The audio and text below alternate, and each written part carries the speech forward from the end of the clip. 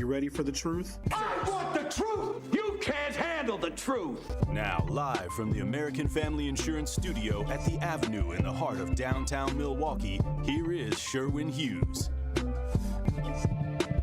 Good morning. Welcome to the program. Looks like today is Wednesday, September 25th, 2024. You've got 40 days to get your lives together. You only got two choices. Why, when people only have two choices on the menu, why are some of y'all still undecided? Well, hopefully you'll have your mind made up and you will make the correct decision. In my opinion, y'all know my opinion, there's literally only one decision to make. We need to choose and choose wisely in this election. I don't know if I'm going to talk about a lot of politics stuff today. I'll probably get to some, I'm sure, at some point. I got a story here I probably should touch on.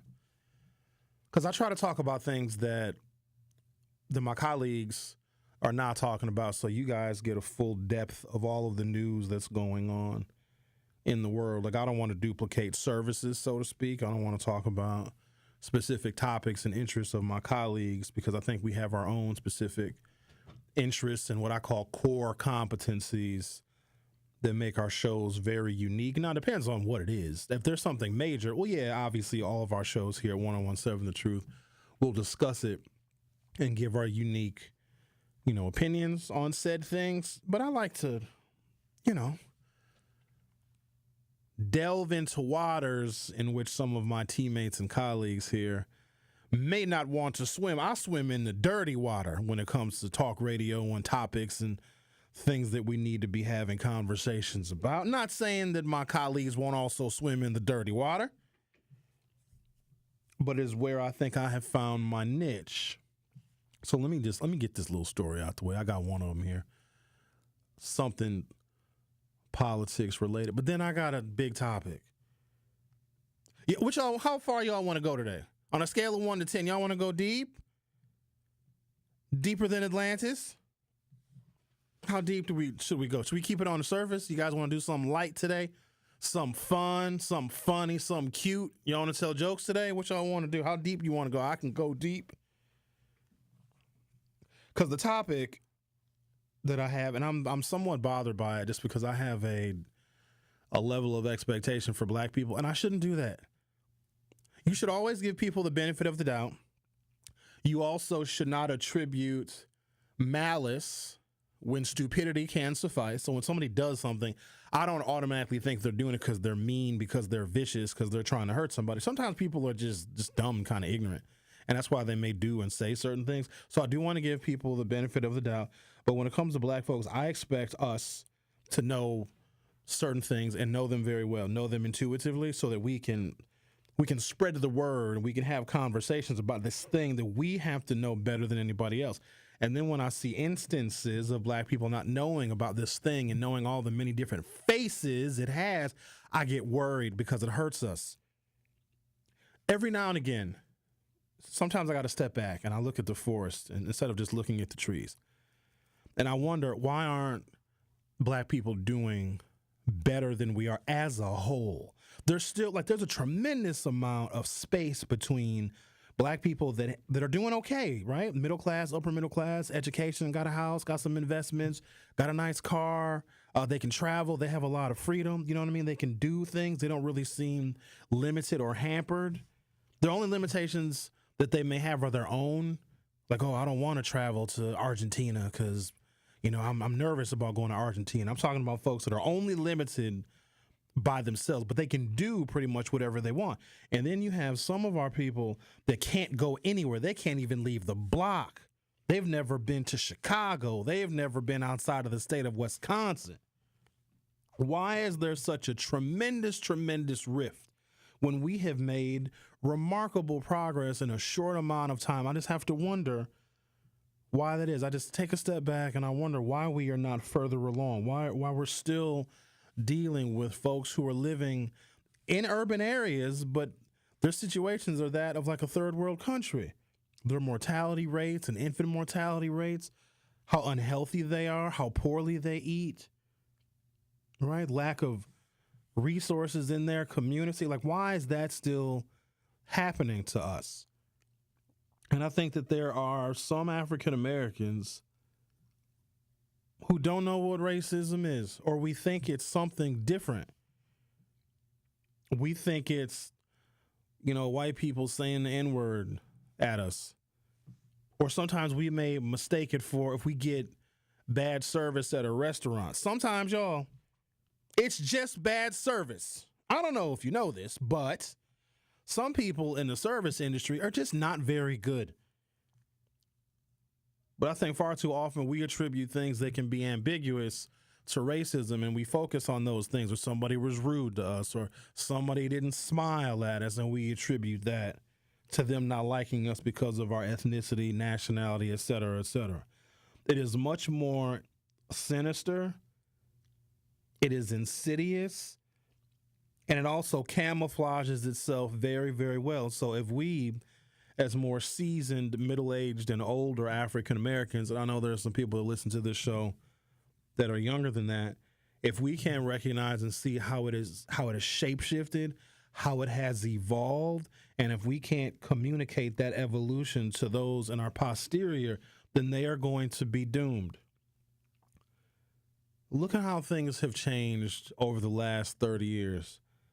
And I can say 30 years because I absolutely can remember things from 30 years ago. I remember what the times were like. I remember where we went. I remember what we did. I remember what this city was like and how it has transformed so much. Every part of my life has been transformed in the last 30 years. And some of that is me just getting older, having more chronological years and years of experience. But look at how we communicate now versus 1994. A couple of y'all had cell phones in 1994, but they are nothing like they are right now. Our cell phones are our lives. Before I got into the studio, I checked my stock portfolio, my bank account balance, sent a text message, and made a phone call, all from a device that is in my pocket. If I need information about anything that has ever happened in the history of the world, it is on this device. I remember when a phone is just when you call people and gossip. I remember when you used to have to call to order a pizza. We had a phone book. No, not the listing of names of people in your phone. It was a book with pages. Sometimes the pages were yellow, sometimes they were white. We would have to look up movie listings in the newspaper. Remember the newspaper? Remember when it was paper with words on it and you read it? And it was very big. You had to open up. The newspaper got opened up. Why did they make newspapers so big? Why couldn't they make a magazine size? They're big. You had to open up the newspaper. And somebody would say, did the paper come? Did you get the paper? Go, the paper's outside. We don't do that anymore. How we communicate, how we get information, it's different. Look at the cars. I got a touchscreen in my car. My car is electric. And wasn't no electric cars in 1994. I can connect there's this thing called Bluetooth. If you would have said in 1994, hey, Sherwin, there's this thing called Bluetooth, I'd have said, I don't know what that is. Can you please, hey, future Sherwin from the year 2024, can you please explain Bluetooth? I can't.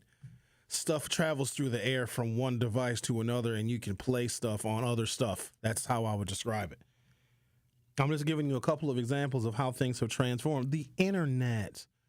Now, I was on the internet in 1994, but it was nothing like it is right now. People have entire personas on the internet. They shop on the internet. I buy most of my stuff off of Amazon. The internet has become a way of life. It is more than just a novelty. It is a necessity. The internet is a utility. I'm just giving you some examples of how things have changed over the last 30 years. All the technologies have changed. Medical technologies have changed. Medicines that are available, treatments that are available. Politics has changed. Look where we are with our politics. It's mean right now. It's very nasty. It is our identity now. You aren't just a Democrat. You live like one. You're not just a Republican. You're not just a Trump supporter. You live your life like one. You even sometimes wear the clothes, the adornments, dare I say the accoutrement of your favorite candidate. We didn't do that 30 years ago.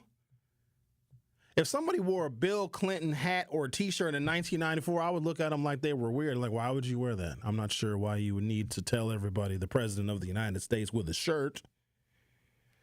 So do you see how all those things have changed? I said all that to say this. Racism has changed too. It has evolved. It's become much more sophisticated, much more complicated. Dare I say, in some cases, it's very elegant. But we focus on the white person that uses the N-word, or when the Proud Boys or other white supremacist groups go on marches, we focus on that. We may focus on some of the very brash rhetoric that comes from Donald Trump and his supporters. We don't look at the subtleties of it. We also may erroneously believe that if we have white friends, and we all do, just like every white person you ask, they got a black friend. Yes, they do. They're proud of their black friend. They can't wait to showcase their black friend. We sometimes think that disqualifies somebody from being racist.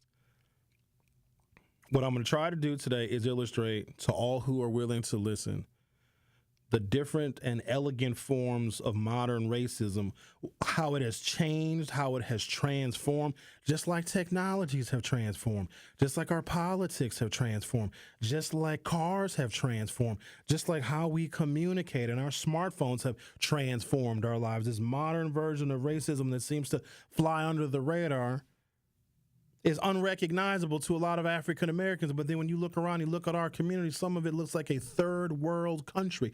It's because we do not understand this modern form of racism, and it is eating us alive. It's on autopilot, too. White folks don't really have to organize based on race. They don't have to have marches. They don't need to have clan groups and group meetings. They don't got to wear the white sheets anymore. Racism is now on a particular kind of autopilot where they have surrogates that carry water for racism in every single community, in every community I've ever been to. White folks don't need to burden themselves and embarrass themselves by using the N-word or using racial slurs or marching or organizing on behalf of their race.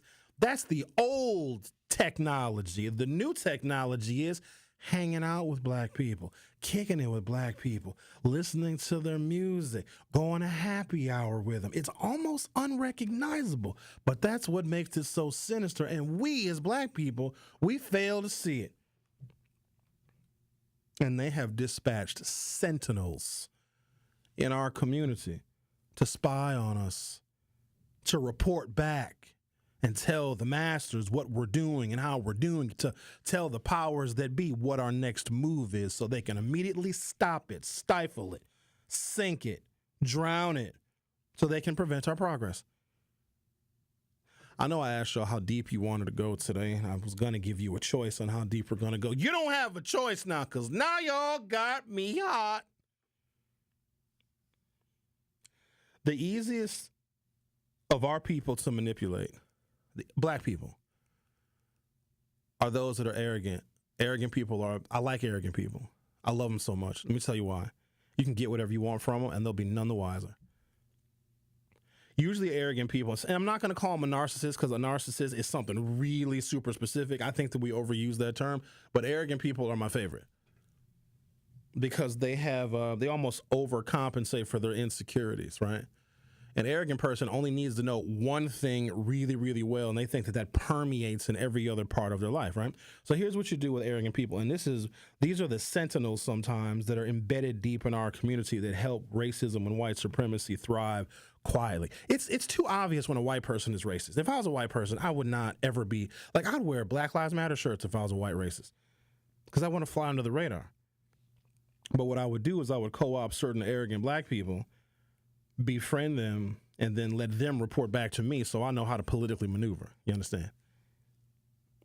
The whole point of racism is to make sure that you are not sharing power with black people and to stop their economic and academic progress. That is why you do not have a school anywhere in America where you have a majority of black teachers teaching white kids. Show me one. I've been asking for that school for 15 years. Please give me one example. Okay? Think of an example where you have majority black teachers, paras, principals, assistant principals, support staff, and a majority white student body. Find one. Okay. Now see if you can find the opposite. A school that is majority white staff, teachers, paras, principals, assistant principals, and majority black and brown kids. That's most of them, right? That, too, is an extension of racism. We are going to control what these kids know, and we're going to limit what they can find out. I'm going to take a break. When I come back, we're going to continue the conversation because I just want people, our people specifically, because we're just getting crushed. I also want you guys to know about the arrogant ones, because all you got to do with an arrogant person is just reaffirm what they already think about themselves, and they'll give you anything and everything they have. They already have a high opinion of themselves. All you do is you just tell them more stuff that they already know and just reinforce their high opinion about themselves, because when it comes to an arrogant person, and they're always the best ones to manipulate, I promise they are. Because it's not about how the arrogant person feels about you. It's how they feel about themselves when they're with you. And that goes with anything. That's romantic relationships, friendships. I may feel a certain way about a human being, but it's more important how I feel about myself when I'm with that person. If they make me feel good, I want to be around them all the time. If they make me feel happy and content, if they make me feel smart, if they make me feel handsome, I want to be around those people all the time. That's how you manipulate folks. Make them feel good about themselves. Even if they are idiots, you make them feel like they're the best idiot on the planet, and you can get anything and everything you want from them. We're going to go there today. Let's see how we end up by the time the clock strikes 12. You are listening to The Truth with Sherwin Hughes on 101.7 FM. Don't go anywhere. I'll be right back.